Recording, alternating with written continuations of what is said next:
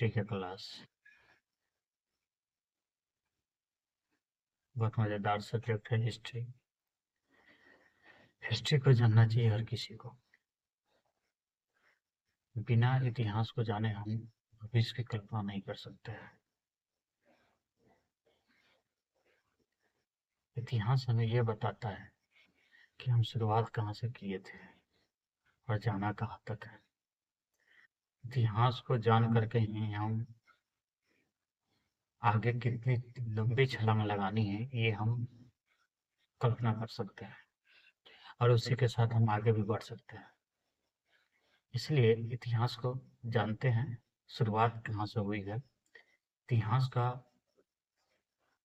किस तरीके से हम लोग यहाँ तक पहुँचे, हमारी दौर कैसे रही, हमारी कैसे कैसे दौर से गुजरना पड़ा है, कैसे कैसे समय से गुजर करके हम लोग यहाँ तक पहुँचे हैं, मानव का क्या इतिहास रहा है, उसी के बारे में हम आज बात करने वाले हैं और हम जानेंगे इतिहास के बारे में। सबसे पहली बात है, अतीत से लेकर वर्तमान तक जितनी भी घटनाएं हुई हैं उनको तिथि के अनुसार अध्ययन एवं विश्लेषण ही इतिहास है।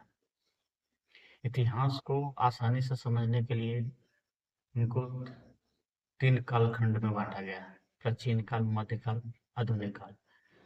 इसलिए हम लोग 3 कालखंड में बांटते हैं क्योंकि उसको हम आसानी से समझ सके। कोई बड़ा चीज को हम तोड़ करके जब देखते हैं तो हम उसको समझ पाते हैं, इसलिए उसको कालखंड में विभाजित कर दिया गया इतिहासकारों के द्वारा।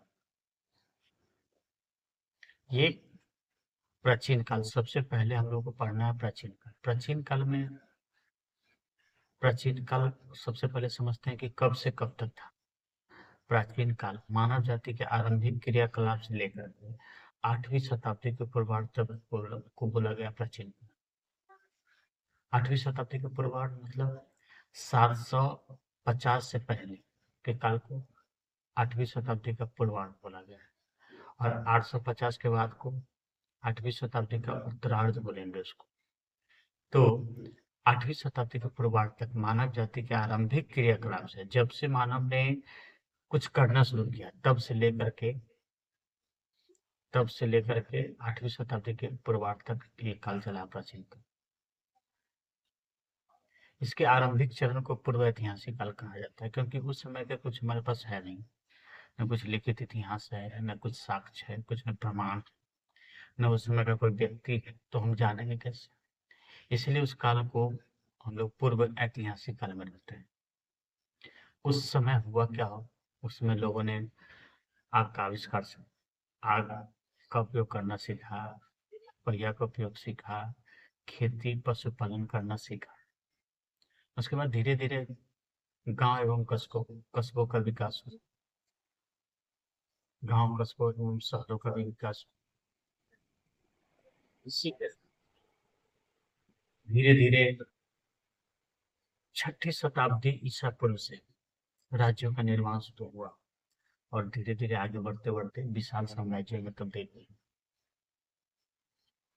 6ठी शताब्दी ईसा पूर्व से और 6ठी शताब्दी आते आते तक, 6ठी शताब्दी ईसा पूर्व से राज्यों का निर्माण शुरू हुआ और 6ठी शताब्दी आते आते तक ये राज्य,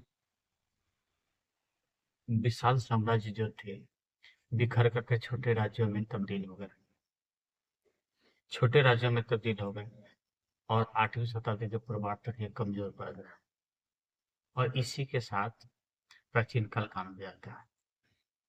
8वीं शताब्दी के पूर्वार्ध अब शुरू होता है 8वीं शताब्दी के उत्तरार्ध से मध्यकाल की शुरुआत। इस काल में, मध्यकाल की शुरुआत में 11वीं शताब्दी से, मध्यकाल के शुरुआती दौर से लेकर के 11वीं शताब्दी तक नए सैन्य साधनों और उन्नत तकनीक का विकास हो चुका था। उसी के बाद से इस्लाम के माध्यम से नई विचारधारा का भारत में आगमन हुआ और फिर से विशाल साम्राज्य तैयार हो, विशाल साम्राज्य बना और ये प्रक्रिया 18वीं शताब्दी के पूर्वार्ध फिर से पतनशील अवस्था में आ गई और इसी के साथ फिर से मध्यकाल का अंत हो जाता है। अब आती है 18वीं शताब्दी के उत्तरार्ध से आधुनिक काल की शुरुआत। आधुनिक काल की शुरुआत में जब शुरुआत होती है 18वीं शताब्दी की शुरुआत उत्तरार्ध से पश्चिमी देशों के द्वारा नए विचार और नई प्रशासनिक व्यवस्था भारत में लाई गई। इससे शिक्षा, संचार माध्यम, स्वास्थ्य और आवागमन में विशेष प्रगति हुई। लेकिन ये व्यवस्था जो थी विदेशियों द्वारा लाई गई थी, जो हमारे देश के संसाधनों का भरपूर उपयोग करना चाहते थे। स्वाभाविक विदेशियों द्वारा लाई गई थी और ये संसाधनों का उपयोग करना चाहते थे। इस व्यवस्था को कहा गया उपनिवेशवाद। ये है क्या चीज उपनिवेशवाद? जब कोई ताकतवर देश किसी कमजोर देश पे शासन कर उसका आर्थिक शोषण करता है, उसे कहते उपनिवेशवाद।